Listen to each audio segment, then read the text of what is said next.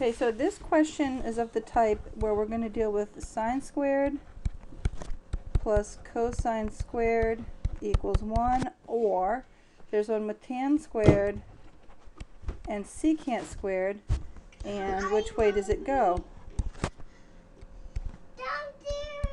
Is this right? Well, let's just remember it's x squared plus y squared equals r squared, and everything, in order to get tangent out of this, we're going to have to divide by x squared. And so we see that yes, the 1 is right there, tan squared is right there, and secant squared is right there. So that is indeed the way the formula goes. Or you could just look it up off your sheet. Now what we're going to deal with is the fact that there's an odd power here and any power over here. We don't care, because we're going to let u equal cosine, and we need to have exactly one sine left over. And the reason why we care about sine having an odd power is we're going to split this up. Sine to the 5th is going to be, well, we're going to have 1. We're going to save that for the u substitution. And then the rest of them, we're going to make use of this lovely fact that sine squared is 1 minus cosine squared. Okay? So we have inside the parentheses sine squared, and we're going to square it. And this works as long as you can do the same thing with cosine or sine being odd, but you don't want them to both be even. That's the only trick. You don't want sine and cosine to both have even powers. As long as one of them has an odd, then you can pull this trick. Okay, now we're going to put all this stuff together, and we're going to have sine of x. Now cosine to the 20 is going to be distributed throughout. So we have cosine to the 20, to cosine to the 22, and cosine to the 24 dx. Alright, so that's, you didn't have to write that. If you wanted to put in the u's, you could have done the u's already.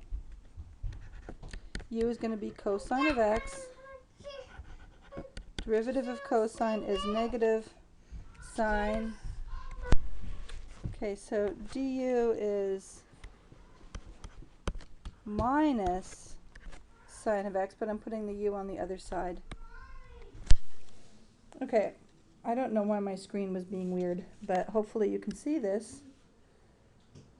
Okay, now what I'm going to do is I'm going to change the limits of integration. U is cosine of x. Cosine of 0 is 1. Cosine of pi over 2 is 0. I'm going to replace sine x dx with minus du.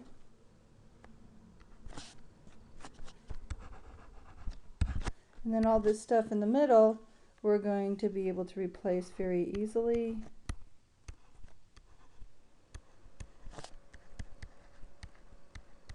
Okay? And by the magic of switching these limits around, we can get rid of that negative sign. And that was a theorem we had earlier in the semester. Okay, now I'm going to go ahead and do this integration.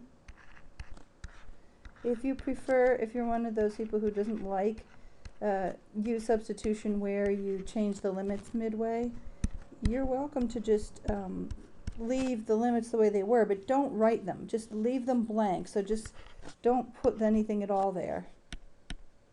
And then when you're done, you change the u back into cosine, and then magically the limits just reappear.